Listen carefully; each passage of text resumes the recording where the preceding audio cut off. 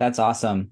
And so thanks so much, Cody, for being here. So, so we're talking about FIRE, financial independence, retire early. So, what is that? Like just in basic terms, like what does that look like in your mind, and how do you help clients understand what that looks like for them? If you were to redefine it, you think of financial independence as being work optional, which means it doesn't mean you stop working, right? It's that you have the ability to work because you want to, not because you have to. I think most of us, if we stopped working for even a week, sometimes a month, it would be very difficult to maintain our desired lifestyle and meet our financial cash flow needs. So financial independence is getting to that point where you have a lot more flexibility on the who, what, where, when, and why, and how of how you spend your time, energy, and financial resources. So if you're listening to this, and even traditional retirement might feel like a long time away. Effectively, financial independence is the ability to retire if you want to, but it doesn't necessarily mean that you stop working. I know a lot of the listeners probably really enjoy the work that they do, especially in public service. You're giving back, you're helping the helpers. There's a lot of purpose and passion behind the work you do. But just imagine to yourself, what would it feel like if I could continue to do the work that I do, but without having to rely on the paycheck? That's really what I think financial independence looks like. Right. And I mean, a lot of people would say, and maybe not a lot of people, but, they would focus on that. Hey, I want to retire early. But I love that you said, it's really, the FI part about it is it's just creating options. It's creating that ability to make it optional, or make it more of a passion project versus a have to. Yeah. I love that.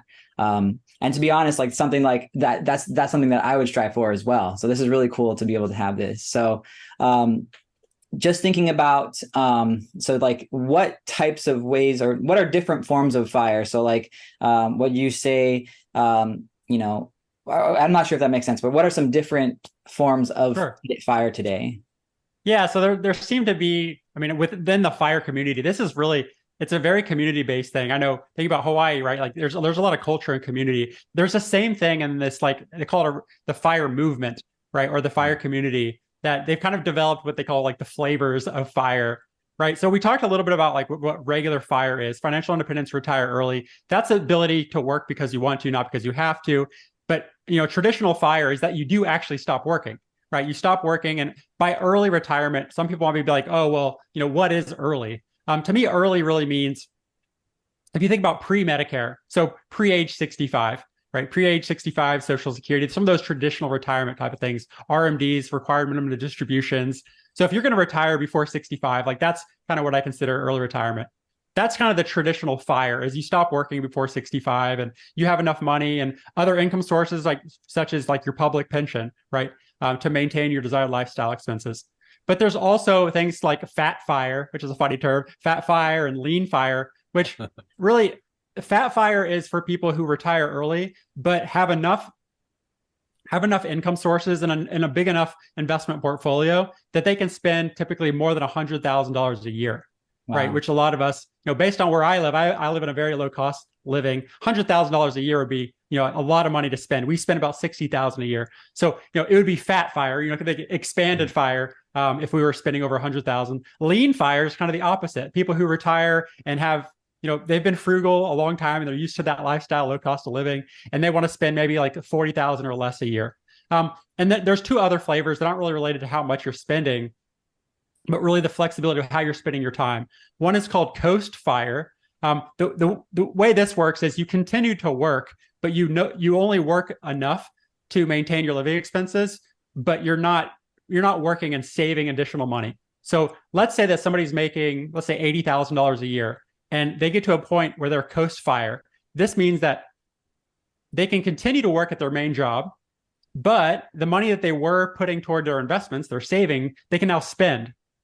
But yet they still have enough money to retire at whatever age they like, and then continue to maintain that lifestyle. So Coast is that really good feeling of work optional, and it gives you permission to spend even while you're still working, right? To spend more of your money rather than save and invest, because you're already done doing the saving and investing part. And then lastly is Barista FIRE. The reason this is called Barista FIRE is think about the barista at the coffee shop. This is somebody who they have enough money to retire, but they still want to do something like some part-time work. such as be a barista. And some of that part-time work also might provide something like health benefits, right? Health insurance and early retirement. It's a big deal and something that people are concerned about. So you can see that there's a lot of flavors on how much you spend, but also the flexibility of what I call financial independence, recreational employment. So you talk about FIREs, financial independence, retire early, but I've made up this meme of financial independence, recreational employment, which is actually what I would do. Even if I had all the money in the world, I would still want to work because I find a lot of fulfillment in work. It creates an impact. It helps people beyond just doing something beyond myself. So I just encourage anybody, create your own flavor. You don't have to, go by any of these labels, but those are some examples of what FIRE looks like. I mean, that's so good. Like recreational employment. Like, I mean, to me, like I feel like, there are so many different ways to, is what I'm learning is there's so many different ways to do this. I guess for me, I always thought like, be a minimalist, have very low expenses, and then just, live off of whatever you can to just have that basic small number, right? 40,000 covered, which in Hawaii just seems almost impossible. Like F.I.R.E is almost like a normal fire here, Right. So yeah, with that, I mean, Jason, do you anything to add there or thoughts on what we're talking about? No, I really like what you said about find your own flavor, right? I think a lot of people, they hear these words and think, okay, this is what I'm going to do. I'm going to do lean fire. And it's like, you can create your own fire. If fire is your interest, right? You can create the fire that works best for you. Yeah. And really with that FIRE, a lot of people they make assumptions about the types of things you enjoy spending money on. So a lot of people within the FIRE community, they talk about how travel is really important to them and, experiences with family and traveling around the world, retiring early and traveling all over the place. Like that is not my definition. Like I'm a homebody. Like I don't really enjoy like not long flights. I enjoy the destination much more than the journey as well. Right. So it also makes you think that I think one thing, Paul, you mentioned is a lot of things at times we think about like on the path to FIRE, meaning that you spend very little, you kind of just like barely get by and you save everything. But in reality, it's really, one of the philosophies is the alignment of spending money in alignment with what provides unique value to you and your family. So for example, there are people on the path to early retirement who still buy new cars, right? You think, oh, well, if somebody's on the path to early retirement, like they're probably like, wouldn't they just like buy a 10-year-old car and like drive it till the wheels fall off, right? And like, only own one surfboard their whole life, right? But in the reality, like you can get to a place of early retirement with some intention while also aligning your spending even along the way in alignment with your values, even if it means spending a little bit more on those things. Again, thinking about quality over quantity in your spending. So give yourself permission, to continue maybe that $5 coffee or that Spam musubi, right? Like that special treat that you like, right? Or the shaved ice, right? Like it doesn't mean that you have to stop buying those things just, for the uncertain future of possibly being work optional when you're in your 60s and 70s and 80s.